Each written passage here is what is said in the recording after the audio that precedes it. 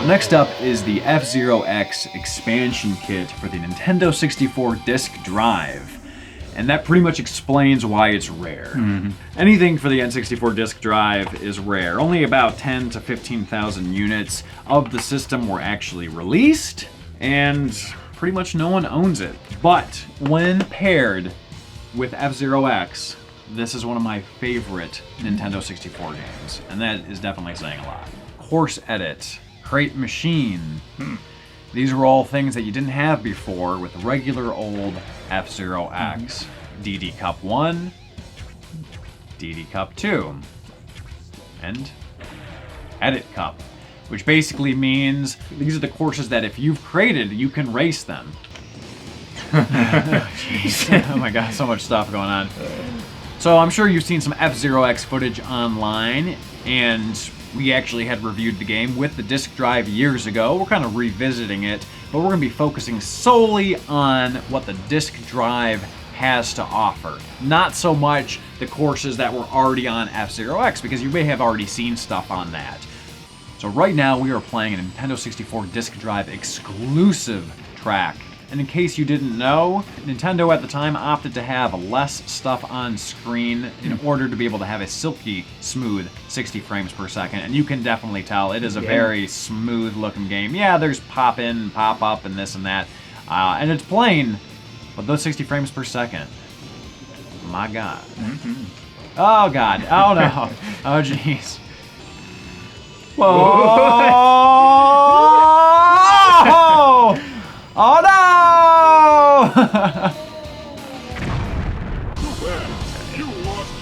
Oh my goodness. Oh my god. You really want to boost on this? Oh my god. Oh. You're freaking me out, Dave. Boost to the end, boost to the end! There we go. Whew. Dave's like, I need a drink.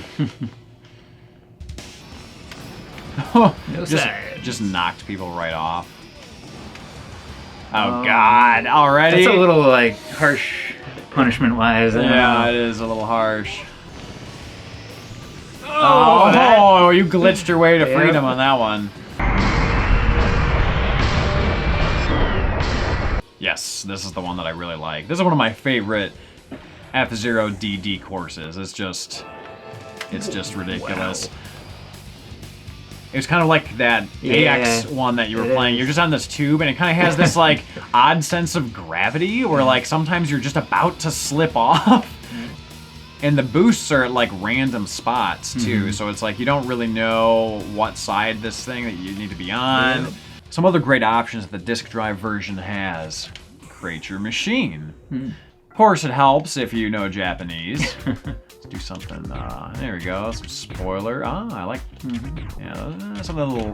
There we go. So it looks like these actually have an effect too. Like there were different weights for the different parts.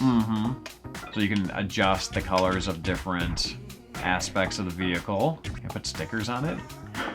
There we go. N64 sticker. Super high res, obviously. So here you can kind of affect the attributes, but it's not like you can just do like A for everything, right? You gotta kind of balance it out to your specific play style. We'll call this one the John as well, since he was supposed to be here today. Oh, here you can load. Purple Cox, Jam. Here's the ones that we've done in the past. And I get to pick my baby that I just made.